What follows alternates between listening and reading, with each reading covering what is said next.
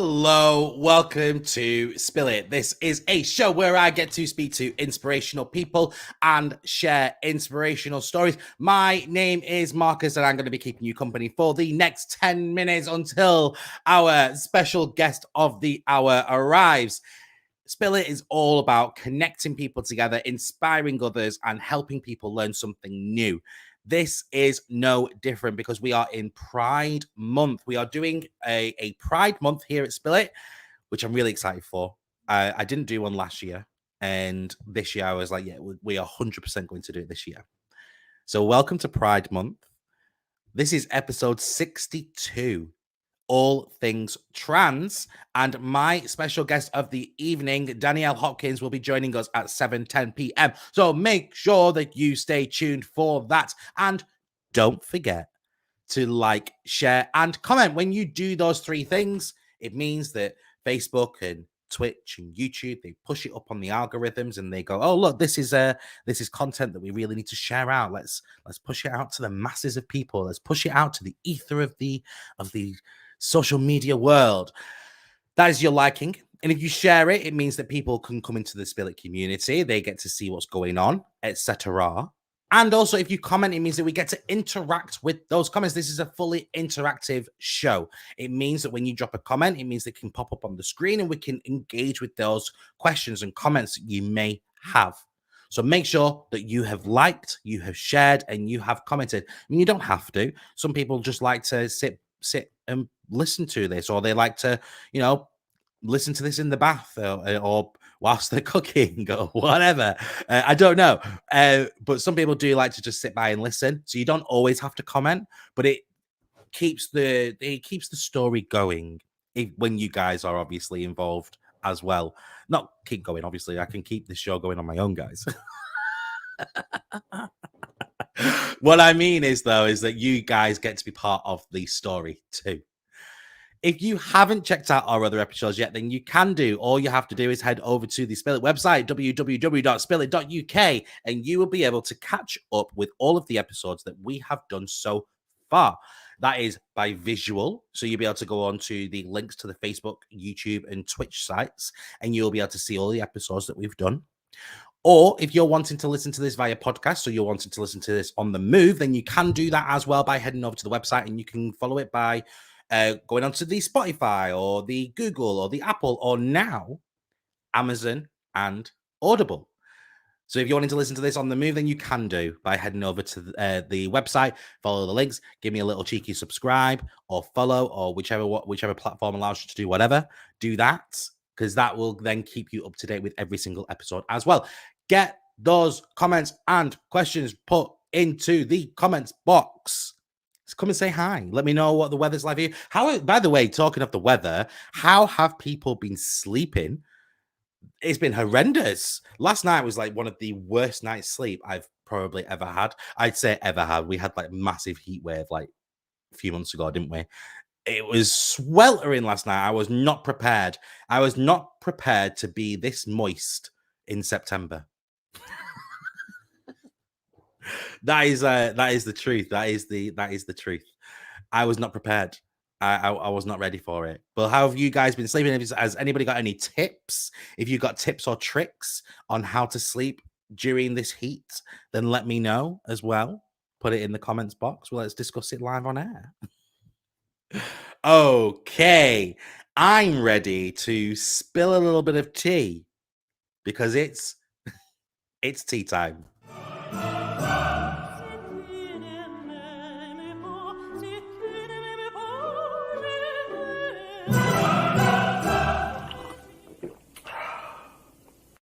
That's right. It is tea time. It is a brand new section. So you may have remembered tea time launching last week when we had Gideon on as a guest. And I wanted tea time to be this little thing that, where we searched through the internet and we found articles that I could really tell my truth about and all that lot. And then you may have noticed that obviously this week I've not done any announcements. Well, I'm going to merge the two together. So my tea time will be both anything that I found on the internet and also my announcements. I just think it makes more sense. It just flows better. So here is my tea time for today. I haven't got any articles for you, so we're just going to go straight into like announcements, but tea. So here we go. It's the last few days. Now you might remember that a few weeks ago when I was interviewing Eric Rashke, I spoke about the fact that I had handed in my notice from work and that I was going into this big wide world and all this lot and not knowing exactly what's going to happen. And I've been, it's now my last few days. So I finish on Friday. I have put plans in place. I know what I'm doing and things like that. But it's such a relief to know that my time of my current role is coming to an end. It's actually a massive weight off my shoulders because I have felt quite mentally drained over the last year and a bit, I would say. I would say since the very first lockdown, that's when the fatigue started settling in. And it got to a point where I was like, I need to realize my worth again and my value. And I felt very underappreciated, very undervalued. Um, and I felt as though I was just brought into that role or into this new role as kind of like a gimmick, if that makes sense. That they was using. So people who know me on a personal level know that I dance and that I can teach dance and all of that lot. The problem that I had was that once work had found out that obviously I danced and we were doing things from a distance over the internet and all that lot, they basically just wanted me to do loads of dancing, and I was like, I don't want this. That's what I do in my spare time. That's what I do for fun. I don't want to kind of mix the two together. And it felt as though like I was more a little dancing monkey. It was like, Marcus, you need to do this. You need to dance, and I just felt really awful over the last few months with work. And it got to a point where I was just like, something needs to change. And I'd spoken many times to management above, talking about the fact that how I was feeling, and it wasn't, nothing was being done about it. Nothing, no action was being taken. And so I made that decision to hand in my notice to give me that break away from it all and kind of spread my wings a little bit. And I'm so happy that I've done so. However, what I will say is where I currently work before I leave, I have to say this. Spill It would not have been born without them. So we were given tasks to do to kind of set something up in the background whilst we were working from home during the lockdowns and things like that. And the idea of Spill It came from that. And so I kind of ran with Spill It like as a personal thing, but it started off as a project for work, which is like very like early on. You'll notice that I did like product placements and things like that, and yeah. But yeah, I've moved away from that completely now. And obviously it's just my own personal thing, but Spill It would not have been born without the people at work. And I've met some brilliant and amazing people. And even like management wise, like I know that obviously for the last few months I've felt quite underappreciated from management. However, they have been very, very supportive, especially like after I handed in my notice as well. They have been very, very supportive. And it's been good to see. But yeah, so I'm heading into my last few days of work at my full-time job, and it is very, very daunting, but I'm very looking forward to walking into this big wide world with fresh eyes and fresh ideas and new challenges ahead. So yeah, what my message to anybody out there, if you are feeling undervalued, underappreciated at your work, do something about it. Don't just stand around and complain. Don't just wonder like, oh, I wonder if the grass is greener or whatever. Like you'll never know unless you take that plunge. If you feel undervalued, if you feel underappreciated, your feelings are valid. You are allowed to feel like that because that is how you feel. And nobody can tell you that you are not, you shouldn't be feeling like that because that's how you're feeling. Let's be honest. If you're feeling a certain type of way, that's because you've been made to feel that certain type of way. They're the ones with the problem, not you. Remember that. I felt very underappreciated. I had people saying to me, oh, but you shouldn't feel like that because we do blah, blah, blah. Well, no, that doesn't stop the fact that the feelings are there. And so therefore you have done something to make me feel like that. So your feelings and your thoughts are valid. Please remember that, but do something about it. Don't just stand and complain. Don't just live in that negative space. Do something about it.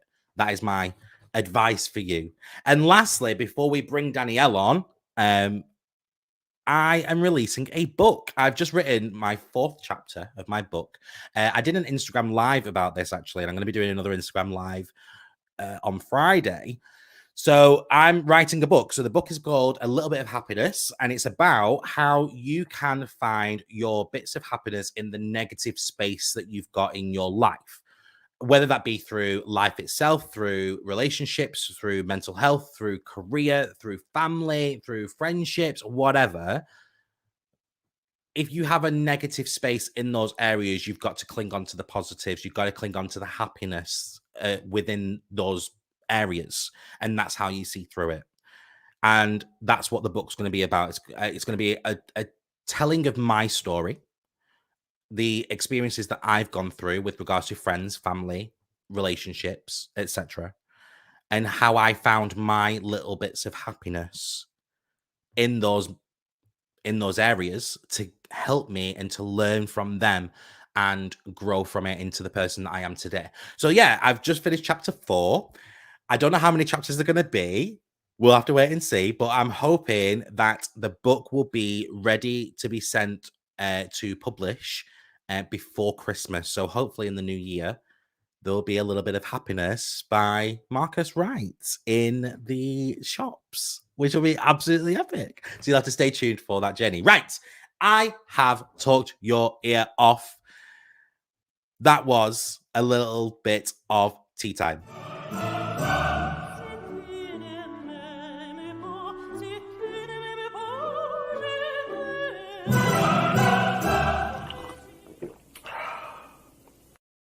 Okay, are you ready? Because it is time to bring out my special guest for the evening. I cannot wait.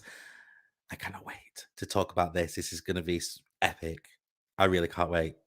So, without further ado, here we go. It is my special guest of the hour. It is Danielle Hopkins. Hello, Danielle. Hi, Marcus. How's it going? How are you? I'm very well, thank you. How are you? I'm doing all right. Yeah, it's first time on a podcast, so if I'm a bit woo, I'm sure I'll catch up. We can edit and post or something. It'll be fine. A little bit of what? Sorry. A little bit woo, bit a little bit of woo. Yeah. Absolutely love it. Absolutely love it. If you want to be plenty of woo, then you be plenty of woo. But you'll be fine. We're just having a conversation. That's all it is. Don't you worry yourself. Just to, obviously, because it can be a bit daunting, and I completely appreciate that. Don't you worry. How about we play a little game? Okay, yeah, let's do this. Let's do it. This is the 5-second rule.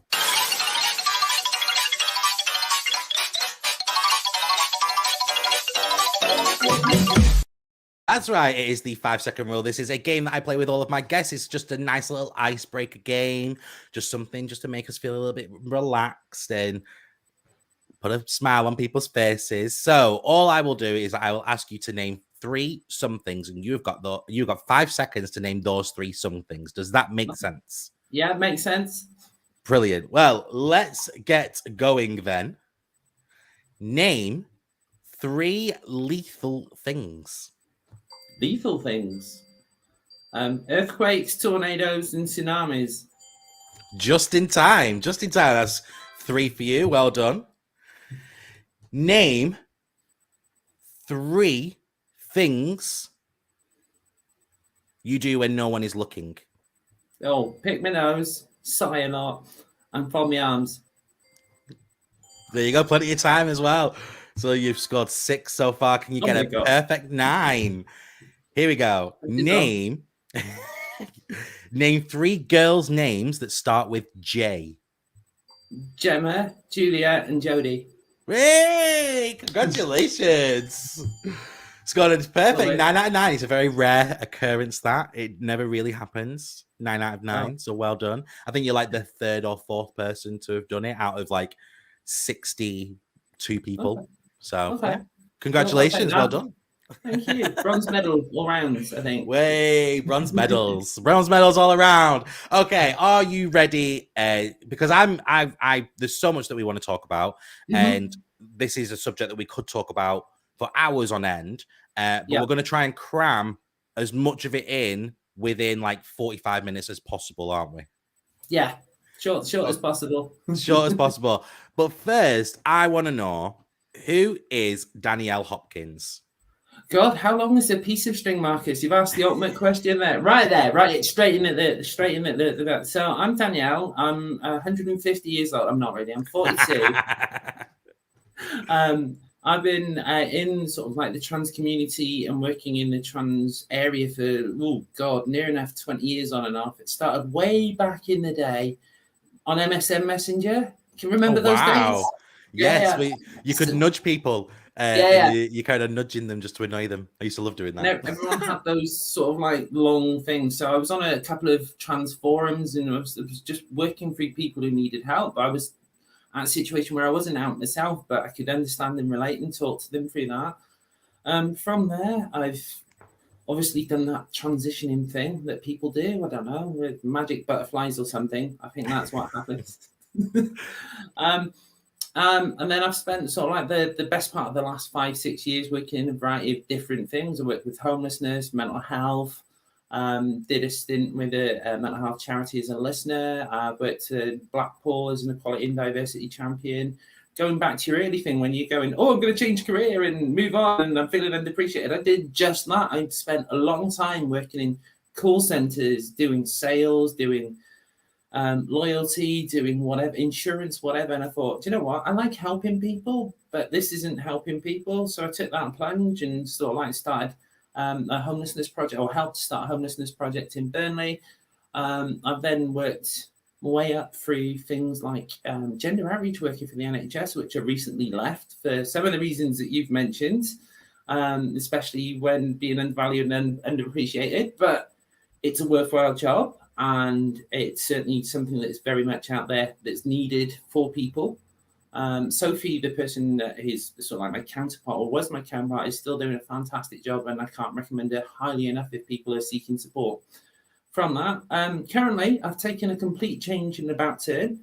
I'm running a COVID response COVID response project called Blaze LGBT.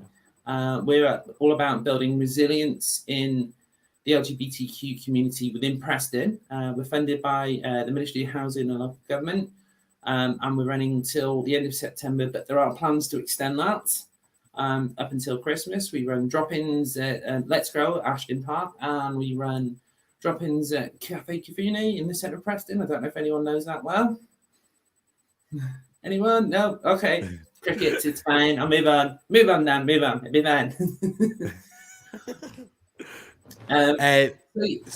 So you do a lot. I do it, yeah, bits and pieces. And I've just changed career completely. I worked my way up through a variety of things as data officer for a variety of charities whilst doing the equality and diversity stuff.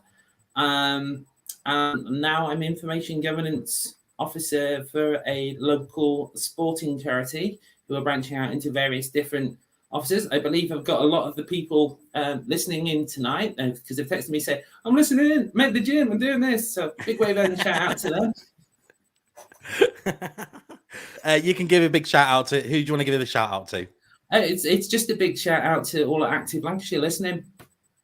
There you go. Hello, Active Lancashire. Yeah. Okay, so let's talk about your journey of self-discovery. So obviously you said that there was a relation to something that you couldn't quite put your finger on back in the MSN Messenger days. Let's talk about like those thoughts, those feelings to create the person that you are today. Okay. Oh gosh, you sitting comfortably? Then I shall begin. So I've known that I was trans or not the gender of my birth since I was about 4 or 5 years old. You know, when kids play in the sunshine in paddling pools and they're naked, and it's like, oh yeah, we're just kids. And I'm looking at my next door neighbor, and it's like, I've not got the right bits here. This doesn't work. This doesn't compute. I'm not that person. There's something wrong. But at that age, I had absolutely no idea how to express that. You know, it's just like I could say, I want to be a girl. I want to be a girl. I want to be a girl. And that kind of manifested itself. I did all of the growing up in secret, not knowing what to do. Thanks, Section 28. We loved you. Not talk about that. But it meant that information was hard to come by. So I used to find out information in the back of Sunday papers, like the Sunday People, and you had all these adverts for transformation, which is like the worst ever trans thing you could ever do when it existed, but it served the purpose. And then you had like people going, oh, there's this trans person who does this. So you read articles about trans people in Cuba or something, just as like, oh, I do exist. This is how there are other people out there like me. It wasn't until I came up to Preston at university that I realized that, do you know what? I can actually be more than just this person who's pretending to be something I'm not. I was never an out and out alpha male. I was always kind of hidden. I was always kind of the funny one. I was always kind of the advice seeker. You know, you go on a night out and you have like groups of people. You have the hey, yeah, party people.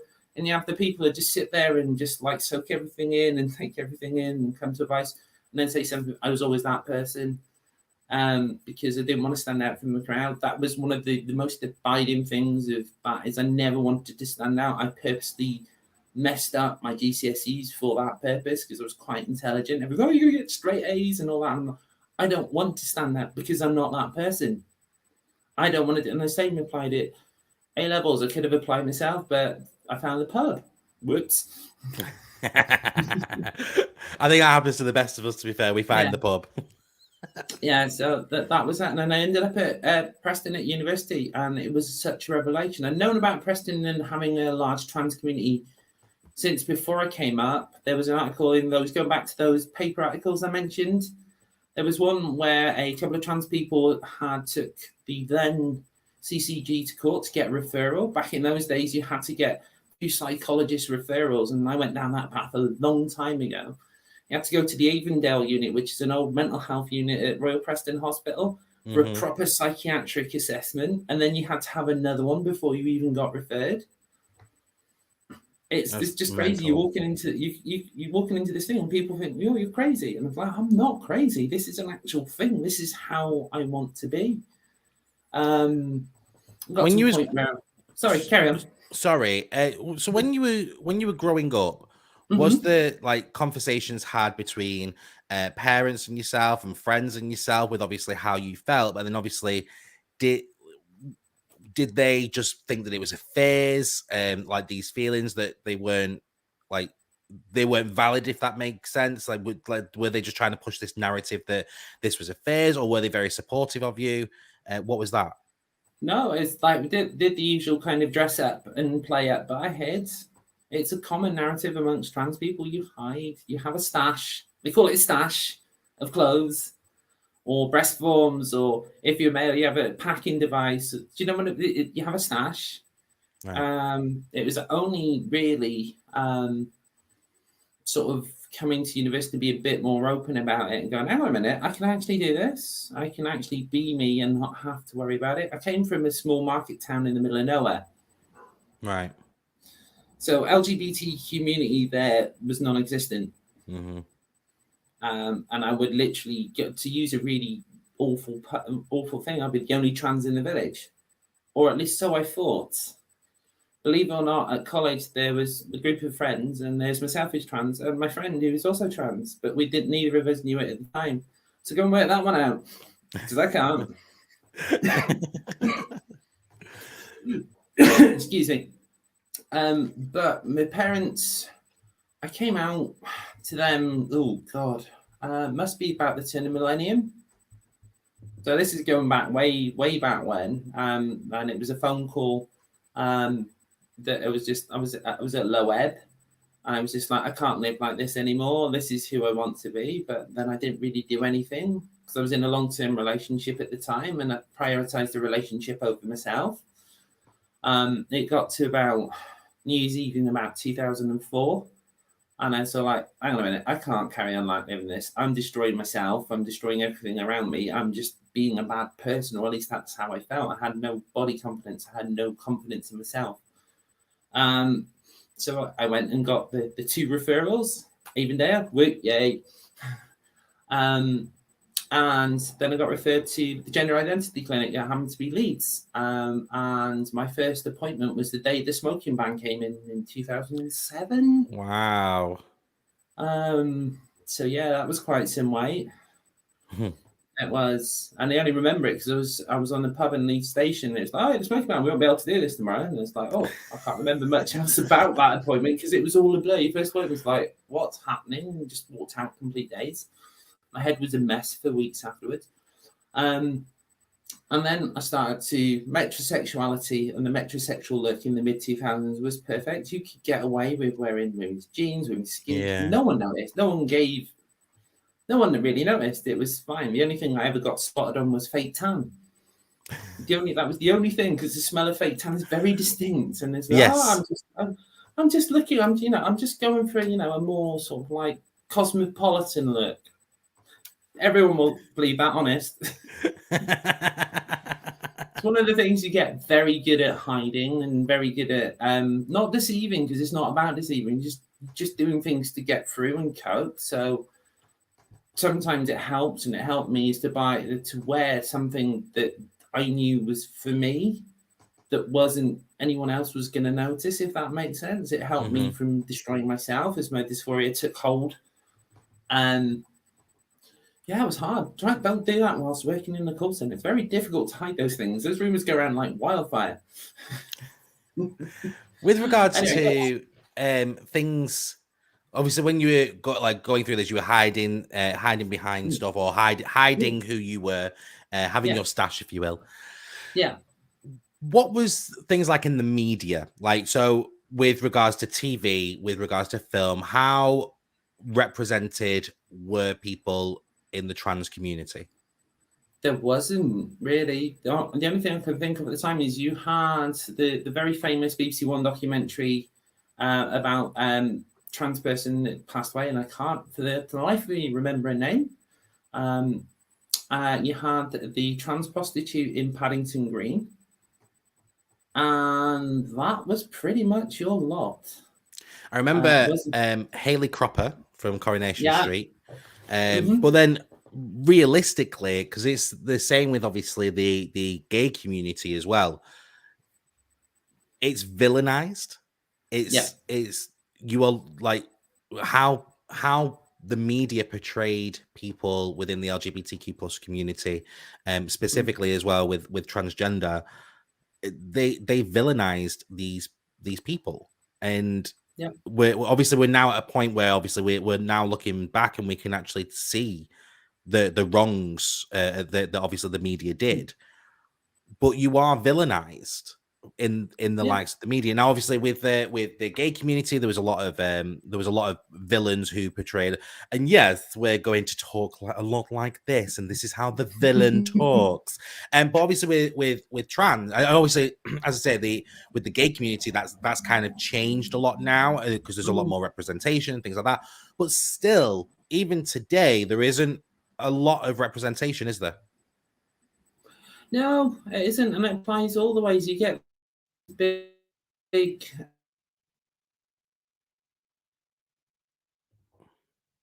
sort of like movies like Boys Don't Cry and things, but it's always a tragic story behind it. The Hilary Swank film. So but Boys Don't Cry. I mean, going back to like we think it's the Julia Grant story, talking about the BBC One documentary. It's very famous, revisited over a few parts of her life, and she passed away about 2-3 years ago. But then you had negative representation. Ace Ventura, Pet Detective, is a very famous one with Sean Young. Sorry to give away spoilers at the end of the film. It's a very old film. I don't think people need spoilers now. I think there's a threshold. All right. Okay, hashtag no spoilers. But yeah, positive representation now is like you've got the likes of Laverne Cox doing Orange Is the New Black, but even now she's struggling. She's struggling to find work because you get typecast into you must be this and you must act this way and you must do that. I mean, It doesn't work. You know, I there think are a few British actresses like Annie Alice in Hollyoaks is a perfect example, very openly trans. And there's another lass called, I can never remember, I'm rubbish with names. I'm not even going to go there with names. I can remember faces, names, forget it.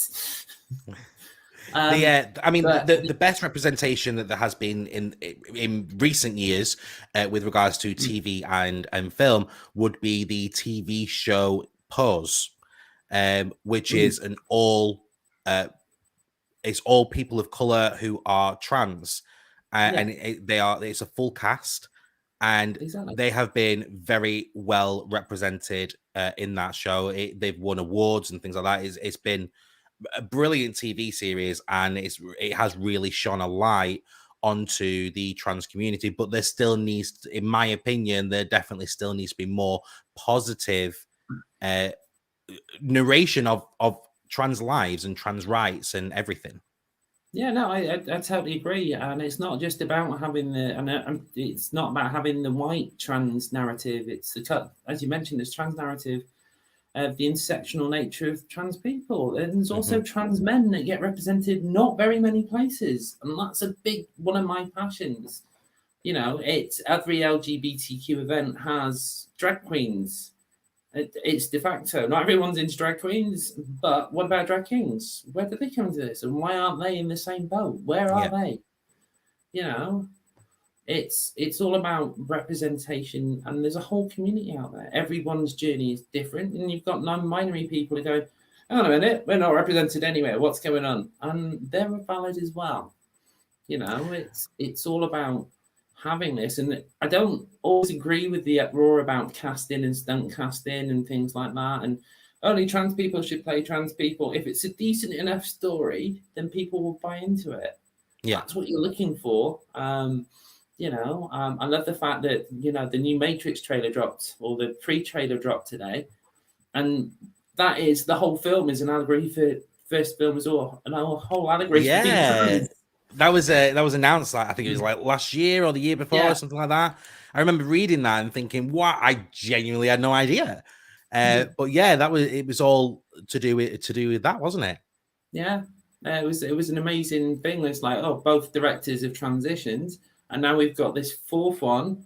I can't even remember what it's called. But the point is, we've got this fourth one, but this is post-transition. So is it going to follow life post the Matrix, post the having to hide, post not being that person? So the perfect metaphor was Neo in the Matrix was like all this kind of geeky and outside, I'm the hero type thing, and then he became the hero within the Matrix, and that's him coming out. And I guess that resonates with a lot of LGBTQ people, because there aren't always those positive depictions. It's a highly emotional moment, and everyone's going to have fanfares and unicorns and rainbows, and it's not like that. It isn't like that. I wish it was. It'd be great, wouldn't it? You can have streamers and praise. Brilliant. Little party going on. But it isn't always like that. And having sort of like a positive coming out narrative without, oh, your friends are all supportive, and it's not always about that. It's just knowing who you are. I mean, I think you mentioned it last week about you didn't have to tell anyone who you were, and I know Gideon didn't. It's just like you just knew. And to people, that it's enough. It's self-acceptance, and this is who I am, and tough. If that makes sense. Definitely, 100%. With regards to people who are out there who may be questioning their own gender identity, and we've got to talk about those people who are moving from a binary gender to a non-binary gender as well. What advice would you give to someone who may be questioning? To explore it. Literally, buy some clothes that are not your traditional gender. If you've got the money, go and book a hotel room and explore for a weekend as your alternative gender. See how it feels. Does it feel? Keep a diary. Keep a log of how you feel. Daily diary of, is it a good feeling? It's like, yeah, I feel comfortable. Okay. And then go through, is it this? Is it this? But don't make a decision at that time. Come back, have a week, think about it, go and revisit it. And go, actually, no, that's still there. Or actually, whoa, this is really strong now. okay, maybe I do want to explore this a bit more, and then start mixing and matching. You can do little things day in, day out. You can wear makeup, you can not wear makeup, you can grow a beard, you can not grow a beard, you can wear like boxer shorts, and that is enough to delay, it's delay. What am I on about? It's enough to help people as they're trying to explore that gender variance if they have one. Gender's not set, it's not innate. At least I don't think it's innate. Um, and people have all different aspects of it. I mean, dysphoria is caused by a number of different things. It's not just the obvious sort of like genitals, it's things like body hair, it's things like periods, it's things like breast growth, it's things like something as stupid as I've got masculine shoulders. That could spark your dysphoria because every time you see it, you'd see the reflection in the mirror. And some things you can get away from and change, like your shape or your clothes. And some things require surgery. And if that's your route that you wish to go through, some people choose not to transition full time. It's hard. The average person takes 4 times to transition. I know I did. And we need way more than an hour to go through those 4 times. And then a book, and then the counselling afterwards. And, maybe like a follow-on series and somewhere down the line. But each person's journey is different and where they want to get to. It's like, for example, with pronouns, I purposely shy away from those. The reason for that is people who can't transition, whether it be for family reasons, religious reasons, they're volunteering the pronoun of that they are not each and every time. Imagine how hard it is for someone to say, "Oh, I'm she, her," and actually they want to be he, him, and they've all they've got to say is she, her every single time. It's not fair, but at the same time, it's respecting where people come from. Some people love that because it's validation, and it's just remembering that every has a different story, a different journey, a different where they want to be. And it used to be a running joke, especially in the trans female communities. Once you transition, that's it, game over, you move on. And there was never any sort of like giving back to the community. I've done my journey, bye, to the bit, I'm out of there. And everyone else behind us going, well, what do we do now? And people coming through, what do we do? Where do we go? What do we seek? Do we need hormones? Do we not need hormones? I don't know. And you see a lot of people scratching their heads. So I'm a firm believer in making sure that people have a pathway or a history, or people who are normal. That's another thing. There aren't any people who do normal jobs who are openly trans. Very often it's always, I'm in service industry, or I'm doing nails, or I'm doing beauty and makeup. And that's no disrespect to those people who are doing those jobs. They're very worthy jobs. But people I can be an accountant, I can be a firefighter, I can be manager of my own business. Do you know what I mean? And it's that as a whole entire community, we pigeonhole ourselves. Well, we're only worthy of those jobs. But we're not. We're worthy of so much more. It's, I want to be a media celebrity. That's great. I want to be an actor or an actress. Brilliant. I've done an actress in. I've been in a film. It was great. It was one of those things I just decided to do. Saw an advert. It's like, yeah, I'll do it. And ended up in a zombie movie. It was fun. Oh, wow. Yeah. So, yeah, it's a Redcon one. It was on Netflix until recently. I was only an extra, but it was that long film, and I filmed it in both genders, which was hilarious. That's well funny. I love that. Yeah. One of the things that I wanted to, because you brought it up, and I do want to kind of cover it. I'm going to cover this over 2 episodes because next week's guest is going to be talking about this as well. But I wanted to talk about gender, sexuality, and pronouns. Now, there is a massive thing at the moment about pronouns, and a lot more people who want to be educated, who don't want to, step on people's toes or offend people or anything like that. They do find it difficult to have these kind of conversations where I want to ask about pronouns, or I want to ask about their gender, or I want to ask about their sexuality, but I don't want to cause offense. Now, there'll be a vast majority of people that'll be, ask me and I'll tell you. But there'll be obviously a handful of people that will find offense. And I'm just wondering, what would be the best way for somebody who, let's call them what they are, so cisgendered, for example. So cisgendered, male or female, straight, or whoever. How can they approach these types of subjects without causing offence? It's difficult, and it's the reasons that you mentioned, because you've got a large number of people who are open and honest and want to educate, but you've got those people who it's something innate and it's respecting that privacy. It makes it a minefield. I know when I was coming to it, all of the jargon associated with not only the trans community but the LGBT community in general is completely impenetrable. It really is. It's just like you come into it fresh and it's like, I don't even know what half this stuff means. And it's like, if you don't know, and it's like, well, where do I go to ask a question? And it's like, I would say find a friendly trans person, but you become then a beacon, and it's like answering all the questions, and that's great and it's really good. But not everyone's gonna, I know trans people, I'll go and talk to a trans person, and that trans person might be on an off day or not want to be bothered by it, and it's going to have a completely different experience for them. In terms of finding an answer, I don't think there is a singular answer to that question, to be honest with you. I think it's a case of education, and I know that there's more education going into schools about LGBTQ people, and there should be more open discussion about it. We don't have to hide. We shouldn't hide. Shouldn't be scared of who we are. I know there's been a rise in homophobic and LGBTQ attacks recently, which is awful. But at the same time, why should we hide because of who we are? Exactly. And completely agree. The more that comes out that we're just normal, whatever normal is. I don't know what normal. Do you know what normal is, Marcus? I have no idea. I've never known what normal is ever.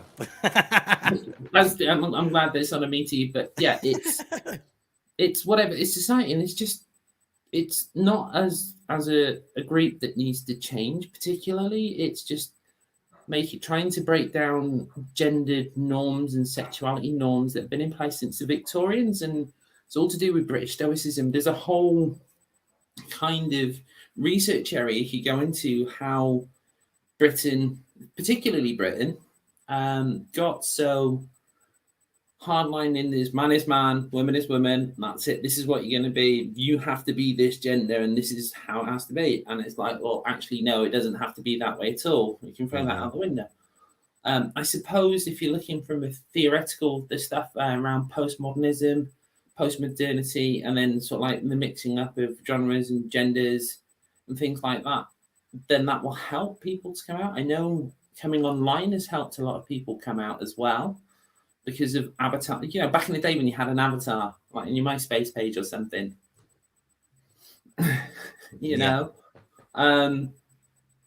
it's like have an avatar, and it's like, okay, so on my avatar I'm going to be female, but the normal life I'm going to be male. But it allows people a way in. It allows people to express themselves and have not a hidden past, but just start that journey. Yeah. Definitely. And I guess the more acceptance and the more representation we get, the better it will be. I'm all for trying to fight for equality for everyone in the community, even if some parts of the community think they're already equal. Like, you know what? But hey, we'll deal with that at a different time. Do you know what I mean? We're all human at the end of the day. We all live and breathe the same air. We all eat the same food.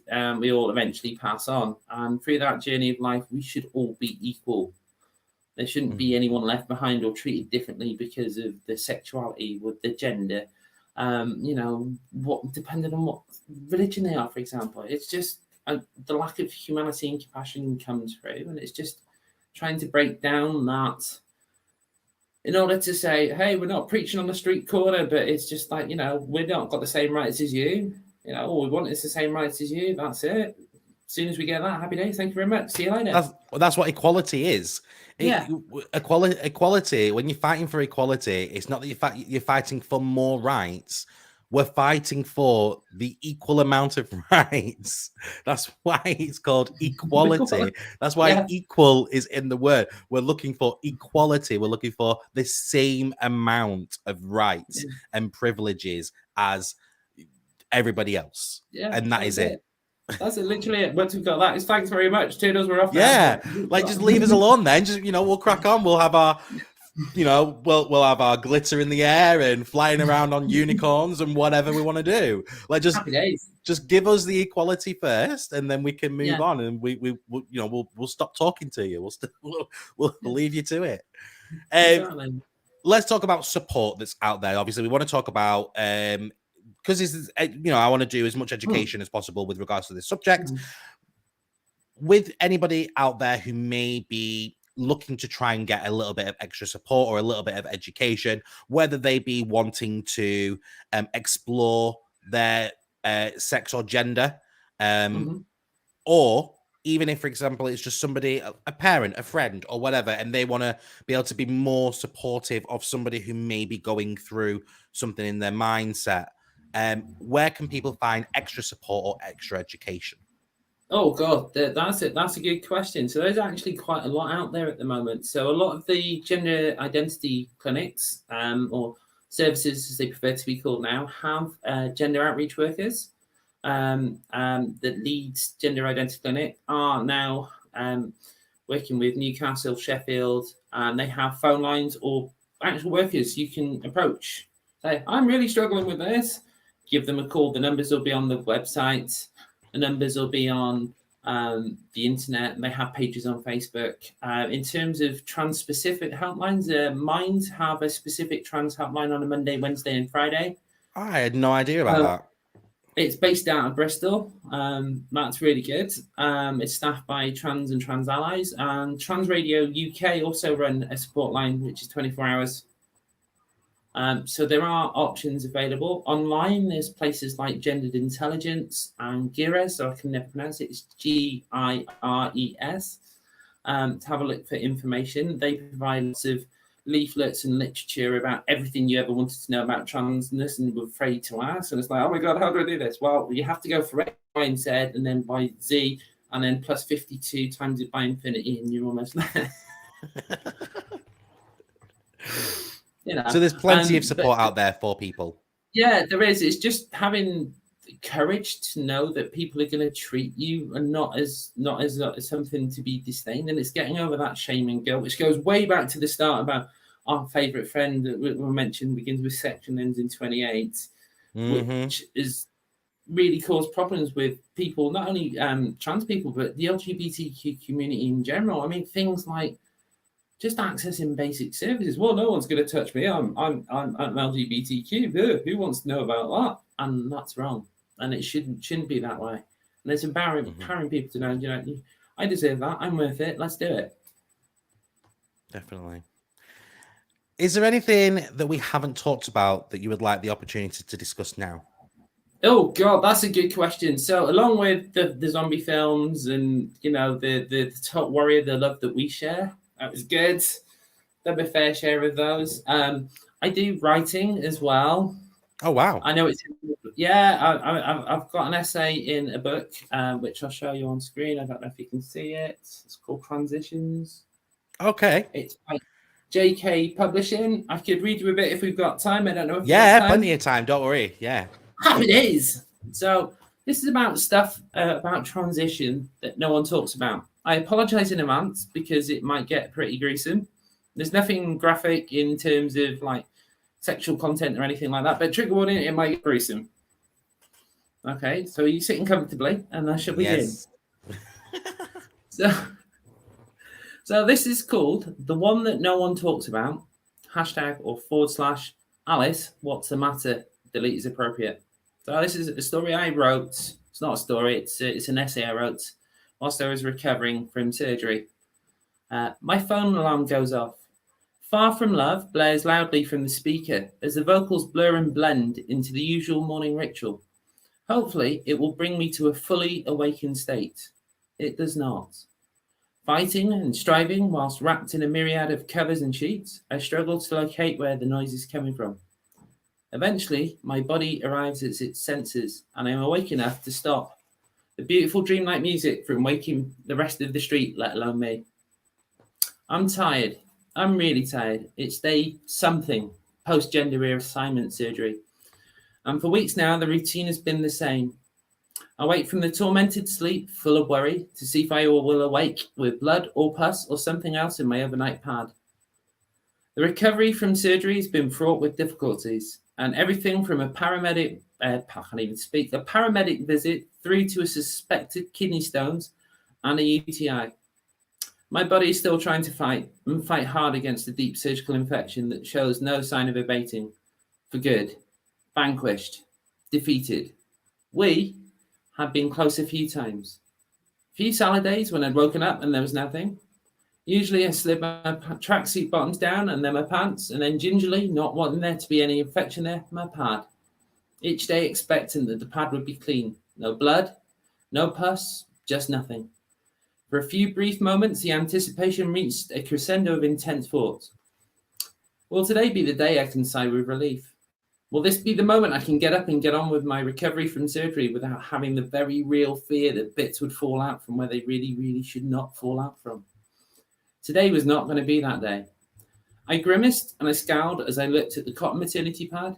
It was creased and disfigured from my movement whilst asleep. Today it was speckled with a snot-like coloured residue.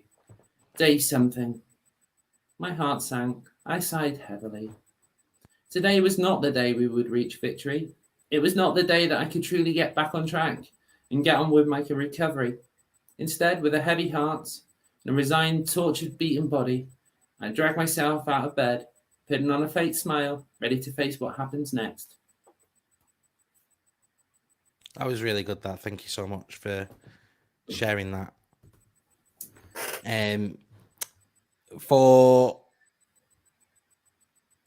was very, very obvious. It's very. I'm trying to put it into words. It's obviously very much in detail, but without actually going into detail, if that makes sense. There's a lot of imagery there as well, and to be fair, it's beautifully written. You should be very, very proud of that, and to have it published as well. That's so good. It's a very proud moment. I was amazed. I was recovering from surgery, and it's like, oh, you must write this thing. I'm like, I'll tell you about this thing, and I was like, it's going to be in a book. I'm like, happy days. But it follows on. The story follows on about things that trans people don't often talk about. It's post-surgical recovery, and then the wonderful world that is dilation. And that is for someone who's having vaginoplasty, no one ever talks about. There's guides online, but no one ever talks about the reality of it. It's one of those unsaid things. It's the same with other parts of the community. We don't talk about that. It never happens. No one ever does that. It's all, as we say, fluffy unicorns and clowns and rainbows and sparkles. But it's about informing people. And this is what I was going back to the early point. It's about making sure that people are aware of what it is. It's not always going to be sweetness and light, but at the same time, it's not going to say it's going to be this depressing, miserable thing. It's just making people aware that not everything is like you see on the internet, or it's not everything that you see, you know, as people measure each other by other people's lives. It's your life. It's how you react and where you want to go and what you want to do. So by breaking that taboo and talking about the things that no one talks about, you won't find in-depth post-surgical bad stuff anyway, unless they're suing the surgeon. But it's typical. Looking into it, it's just one of those things like, oh, I wasn't expecting, oh my God, yeesh. That's not right. How do I get around this? Can I get a surgeon? Oh no, the pandemic's on. Damn it. But to be fair, I mean, that essay as well, I as you quite rightly said, there's a lot of people that will have this, not a misconception, but because obviously there's no education there, they will have this thought that it's just, it's a nice, easy process. Oh, there's just, it's just like, take some hormones and then you're pretty much done and that's it. Congratulations. But what you've done is that you've shone like you shone a light on it essentially and gone, it's there's a lot that you have to go through to be who you were supposed to be. Yeah, exactly. I mean that the other thing is it's not the journey. The journey's not for everyone. Surgery's not for everyone. Hormones are not for everyone. You can live your life and still be you without all that if that's how you want to be. And it's like, no, I can't. Yeah, you can. There's no pressure there. It's your life. Do with it how you wish. It's like, I'm happy doing this. Great. You happy? Happy days. You feel comfortable? I'm comfortable. Sweet. Do I need to do anything else? No. Goodbye. But not like that flippantly. But do you know what I mean? Yeah, definitely. Yeah. So did a bit of writing. I'm in another book called Trans Beryl, which I've done some poetry in because I'm like that. I'm a posh cow apparently. And then finally, there is a fantastic exhibition, photography exhibition, which is called I can't even speak. You Brought Your Own Light. So this started from a photographer in Manchester working with the Sparkle, the National Transgender Charity. There's also someone you can contact for information, as I'm just doing all the information things at the moment. And about 3 or 4 years ago, they did an exhibition about trans people and what it was to be trans. It was just sitting there, warts and all portrait. It got exhibited in Manchester City Library over the summer. It got nominated for awards there. They lost out to the Manchester Bee. If you remember all the bees around Manchester. Yeah. But subsequently, the exhibition has continued. I took it to Blackpool for Trans Day of Remembrance. And had it in an exhibition there whilst I was with Blackpool Fulfilling Lives, which was fantastic, and it was a great solemn occasion to remember. And then subsequently, one of the photographs is won one of the photography awards of the year. So it's now a multi-award winning exhibition. They are still taking more pictures. And if anyone's quick enough to take it down, Google "You Brought Your Own Light" and Ali Carew. So that's ALLIECREWE. And there's even a book. I'm not joking. There's a book. Wow. Yeah, lottery funded. My picture is in there, but it's awful. I'm not going to show you it. Which means, guys, you just have to buy the book. Yeah. Love it. Carry on. Go on. No, carry on. What was you going to say? I was gonna say, so it's all about breaking down those barriers. Going back to what I was saying about normal jobs. That's not what I mean. It's all about just be you and not worry about what society thinks and not what you see in the papers and not what you read on Twitter. There are people who will fight those battles, and if you're comfortable to do that, fine. But the gloves are off. You don't have to hide who you are anymore. You can do whatever the hell you want. If you want to be an astronaut, go do being an astronaut, whatever it takes. It's like, well, I can't do that. Well, you've got nothing to hide. You're not hiding from yourself. There's no shame or guilt. Try it. Why not? Exactly. Yeah. Is there anything else that we haven't discussed that you would like the opportunity to discuss now? Oh gosh. No, I think I've covered enough, and people are sick of the sight of me right now, but just don't tell anyone. Not at all. Not at all.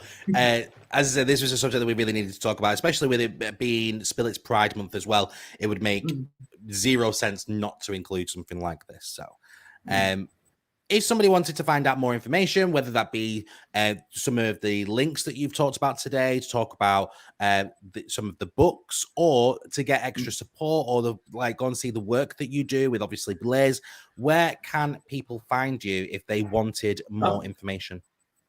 So you can at Blaze LGBT, and that will find us on Twitter. It should also find us on Facebook. We have a lot of links to who we work with. We tend to run face-to-face meetings at Let's Grow Ashton Park in Preston on Saturday, and we'll soon be, touch wood, Lucky Rabbit's Foot and all the rest of it, starting a face-to-face breakfast club at Cafe Kafuni. In terms of trans support, there's the Mindland. Mindland? Why have I got Mindland? Anyone? No idea. There's Mind Trans Line. They are easily locatable by typing in Mindland Trans Helpline, and Trans Radio UK, which is a radio station that's run by trans people online. They have a support service as well. I'm just typing the details for that as well. Regarding the exhibition and the book, Jessica Kingsley publishes. It's on Amazon, so you can type in my name. I'm there as an attributed author. I had to go through all kinds of rigmarole to do that, and you'll find out when you get your book published, Marcus. Yeah. Can't wait. Be verified and everything. I'm me. Oh, really? No shit. Looking forward to it. Yeah, so it's good. And with the exhibition, go to Ali's website. She's still recruiting. If you are trans and you want to be a part of it, then get in contact. She's very, very prominent in the trans community. Yeah, that's really what I can say. It's just, and if you're considering your gender or you're worried about your gender, contact one of the gender outreach teams. Talk to people. There's a lot of forums out there. Try not to glean all your information from Facebook groups because they tend to concentrate on the dark side of transition, which we haven't really covered in this issue. So I'm not going down all the self-medding route and all the rest of that because that's just kind of worms, and we'll leave that there. Mm-hmm. But just try and make sure if you do things like that you're getting your blood checked by your doctor. You know, you're making sure that you're medically stable, making sure that you're monitoring your progress. Like everything that you do is major in your life. Making sure, stopping, reassessing, is this right for me? And asking those questions. You know, I'm always available. Catch us on base, or come and see us when we hold a face-to-face groups. Probably end up playing Cards Against Humanity or something like that. But I love Cards Against Humanity. I love it. It's a great way of getting people talking. So, but it's how the group wants to go. If they want to talk about issues of the day, it's fine. I mean, when we started Blaze earlier in the year, we had Wayne Evans, the weather presenter, on, which was brilliant. He was absolutely fantastic. So, but that was when we were all confined to being online like this, and we couldn't do face-to-face things. So, I'd love to do a Spill It live. That would be brilliant. Hey, don't be giving out all my secrets. I'm not having that. All right. You'll have to keep tuned for that one. All right, I will. You in for that one. But yeah, so there's always options available. If you're really struggling and you don't know where to turn, or you've got, you may be hiding your trans or your sexuality with drink or drugs, then by all means contact substance misuse services. They are well geared to LGBTQ people these days. We Are With You has a specific LGBTQ chat on a Wednesday online, staffed by LGBTQ volunteers. They are very aware of all these situations that people are facing and why someone would turn to drink, drug, and alcohol during that situation. Yeah, it's out there. Just don't be afraid. Even if it's just a baby step and you go, no, do you know what? That's enough for me. You've done it and you've taken that first step. Exactly. I always compare things like this, like where people talk about the very first step, and you just got to take that first step. I always compare it. My analogy is like an ice rink. You've gone ice skating for the very first time, and if you remember, like putting on those blades, and then you step out on the ice, and you're so scared. It's just that first little step, and you just think, I'm going to go flying. I'm not going to be able to stand up, and it's just that fear takes over you. And then you take another step and you actually think, actually, I can go really, really slowly here. And then suddenly, before you know it, you're flying around that ice rink and you're being the best version of yourself. So take that first step, and all you have to ever do is baby steps. That's all you ever have to do. Nobody's telling you to rush into things head first and, go diving straight in. Like, just everything in life has to be taken with baby steps. That's it. There's no taking the plunge. Like, you have to, if you're unsure, the best way to do things is by baby steps. That takes us nicely onto our final thoughts section. So have you got some final thoughts for people at home today? So this goes out to everybody. Oh God, so no pressure then. No pressure, just your final thoughts to absolutely everybody out there, including all of the 16 countries that we're streaming to. Yeah. But aside from that, I'd be fine. So the final thoughts are just really, if at any point you can't see a way forward, you can't see a way struggling, you don't see things because within yourself you don't always see things clearly, is reach out. And it's an awfully terribly cliche thing, is reach out. And for those who are listening and they can spot signs in people, it's like they're not acting themselves, or they've started dressing differently. Oh, do you know what? They're a bit withdrawn. Reach in. Actually make the decision to reach in. It's not always on the person to reach out. And have an honest discussion. If you're good mates or your relations or whatever, you should be able to be honest upfront with people. I always find that behind every lie or behind every hidden secret, there's always some honesty. So just be honest. It saves all having all the crap to deal with. So don't be ashamed of who you are. Don't be ashamed to be who you are, and don't be ashamed to seek help if you need it. To be who you are, wherever that journey takes you. That's beautiful. Thank you so much for sharing that.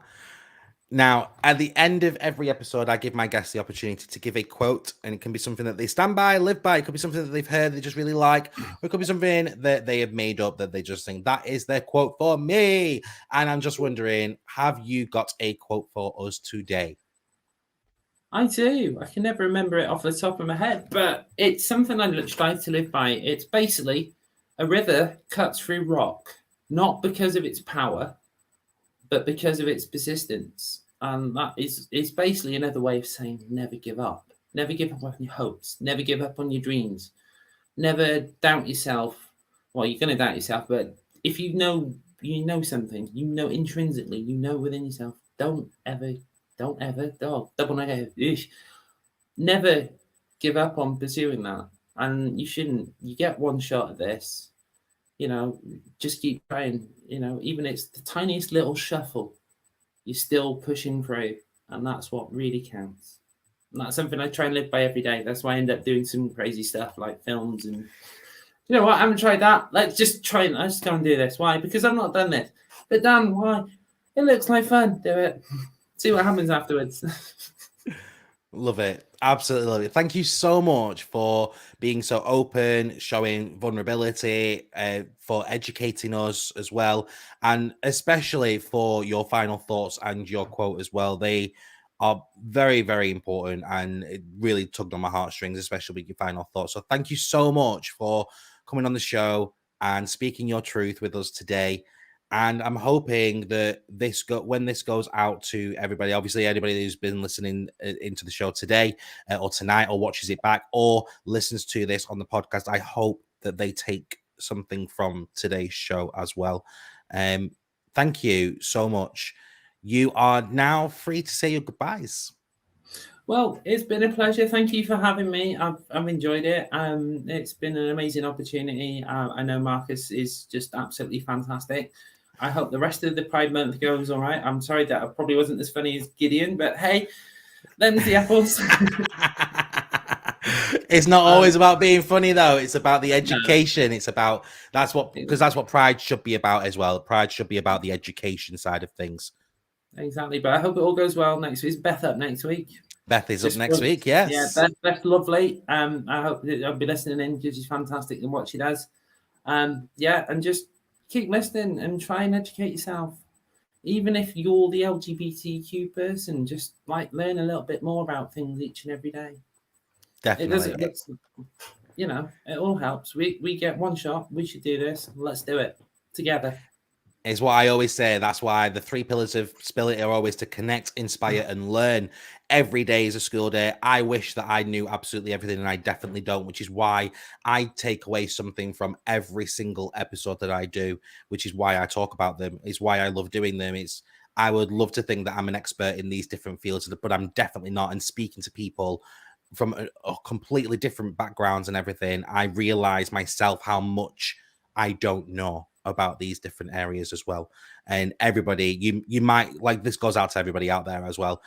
You may think that you are, you're fully educated in a certain field. You're not. No, nobody will ever be fully educated, because what ties into the education is emotions and feelings as well. And you may learn something textbook, but you've not lived it. And so therefore, hearing other people's perspectives, hearing other people's stories, that's where you get your education from, not what's always in a textbook. The best education is listening to people's stories. And you sharing your story today, Danielle, has really educated me. And I'm hoping has really educated some people out there as well. Brilliant. Thank you. It's been my pleasure. Thank you. And I'll hopefully see you again soon. Yeah, please do. Take care. Wow, what an episode. Thank you so much to Danielle for being so open, honest, and vulnerable with us. this evening. What a great show. I knew that this was going to be something that we really needed to talk about. It was going to be a really good episode. Thank you guys for watching, for listening, for commenting, etc. It's been a pleasure as always. Next week, you obviously heard it here before. So we have got, here's a reminder of next week's episode. We are joined by Beth Meadows, who works for Lancashire LGBT. We are going to be talking about LGBT in Lancashire, specifically talking about each of those LGBT, but then also talking about non-binary as well. All of that is going to be coming up in next week's episode. Cannot wait for it. That's going to be such a good one. So make sure that you are staying tuned for that. My name is Marcus Wright. To find all of my social medias, you can head over to my website, www.spillit.uk, and you'll be able to find all of my social medias on there, ranging from Facebook to Instagram to TikTok to Snapchat, whatever. You can find all of my social medias over on there as well. The best way that you can contact me with regards to Spill It would be over on my email. So you can head over to any email, obviously, and send me an email, marcus@spillit.uk. That is the best way to contact me with everything to do with Spill It. The best way that you can support me as well, there are 4 ways that you can support me, 2 of which you can find on the website. You can head over to the website and you can buy merch, and there's also the official Patreon. To buy merch, head over to this website and click onto the store. You'll be able to find things like hoodies, t-shirts, beanie hats. We're heading into the winter season now, guys. Everybody loves a beanie in the winter. You can get those, and they are going on sale as well very, very soon. So make sure you keep an eye out on there. And also, as I say, you'll be able to join the official Patreon. If you can just donate as little as £2 a month, it keeps Spill It going. It keeps Spill It growing. It keeps me surviving. Spill It. Not like it's a chore or anything, but you can. So if, for example, you want to help me out and help Spill It grow, then you can donate literally just £2 a month. That is all it costs you. £2 per month, and you'll be helping me out and helping Spill It grow. There are 2 other ways that you can support me, is by inviting people into the Spill It community, by sharing the Facebook page, sharing the podcast, sharing the YouTube channel, or sharing people on Twitch as well. And the last way that you can support me is by leaving a review. You can leave a review over on Facebook. You can leave a review on Apple Podcasts, and you can now leave a review on Audible and Amazon Podcasts as well. Thank you so much for watching. It's been an absolute pleasure. As always, I thank you so much for all of your comments. I've just seen Deborah's coming in as well, saying greetings from Switzerland and not Arizona. Hello from Switzerland. Hope you're okay. Not hello from Switzerland. Hello to Switzerland. That's right, isn't it? I'm saying hello to Switzerland. There we go. That's right. Yeah, thank you so much for joining. Thank you so much for your comments. Thank you so much for your support, because it means so much, as always. And until we spill it again, it's bye for now. Thank you so much for watching this week's episode of Spill It. If you haven't subscribed yet, now is the perfect time to do so. Spill It goes live every week on Wednesday at 7 p.m. on Facebook, YouTube, and Twitch. And a special thank you to these amazing teacups.